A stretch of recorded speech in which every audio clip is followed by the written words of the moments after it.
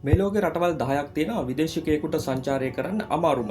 සමහර හේතු ඇහුවම පුදුමත් හිතෙයි. ඉතින් අපි මේ කියන්නේ ලෝකේ සංචාරය කරන්න බැරි රටවල් නෙමෙයි. විවිධ හේතු මත සංචාරයට අමාරුම රටවල්. ඒ වගේම පුළුවන් වුණත් යන්න හොඳ නැති රටවලුත් මේ අතර තියෙනවා. උතුරු කොරියාව ගැන ඉතින් අමුතුවෙන් කියන්න දෙයක් නැහැනේ. මෙහෙට යන්න පුළුවන් ඒත් නිදහසේ ගමන් කරන්න බෑ. රජයෙන් දෙන ගයිඩ් කෙනෙක් එක්කයි යන්න ඕනේ.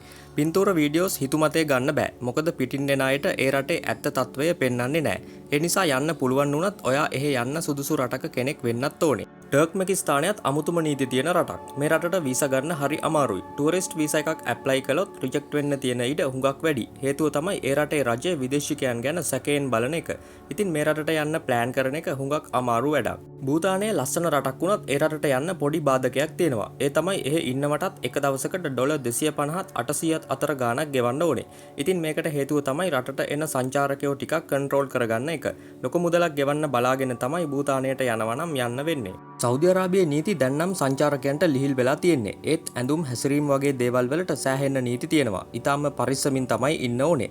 මොකද හැමදේම වගේ ආගමික පාලනයක් යටතේ තියෙන්නේ. පිටින් එන අයට හැඩගැහෙන්න අමාරු වුණොත් ගැටලු ඇති වෙන්න පුළුවන්. ඉරානයටත් යන්න පුළුවන් වුණාට හුඟක් රටවල් වල අයට ඇතුළු වෙන්න ඉරානය තහනම් කරලා තියෙන්නේ. විශේෂයෙන්ම මාධ්‍යවේදීන්ට තරමක තහනමක් තියෙනවා. ඒ වගේම මේ දවස්වල යුද්ධ නිසා කොහොමත් ආරක්ෂිත බවක් නැහැ. එරිත්‍රියාව කියන්නේ ලෝකයේ යන්න තවත් අමාරුම රටක්. එහෙට මාධ්‍යවේදීන්ට නම් කොහොමත් තහනමක් තියෙනවා. රට ඇතුලේ සංචාරය කරන්නත් පර්මිට් එකක් ඕනේ. ටිකක් උතුරු කොරියාව වගේ තත්වයක් තමයි එරිත්‍රියාවේ තියෙන්නේ. සිරියාව කියන්නේ අවුරුදු ගාණක් යුද්ධයෙන් පීඩා විඳින රටක්. සමහර ප්‍රදේශ ආරක්ෂිත වුණත් ගැටුම් දිගටම තියෙනවා. ඉතින් සංචාරකයන්ට යන එක ඉතාම අවදානම්. කිසිම රටකින් වුණත් සිරියාවේ ට්‍රැවල් කරන එක අනුමත කරන්නේ නැහැ. ඇෆ්ගනිස්තානයේ තියෙන්නේ තාලිබාන් පාලනයක් නිසා විදේශිකයන්ට අවදානම වැඩි. නීති වෙනස්. මානව අයිතිවාසිකම් සීමාත් වැඩි.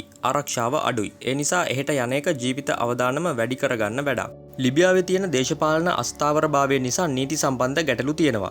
ලිබියාවට වීසා ගන්න එකත් හරිම අමාරු වැඩක්. ඒ වගේම විදේශිකයන්ට ආරක්ෂාවක් ගැරන්ට් එකක් නැහැ. ඉතින් හුඟක් අය යන්න උත්සාහ කරන්නෙත් නැහැ.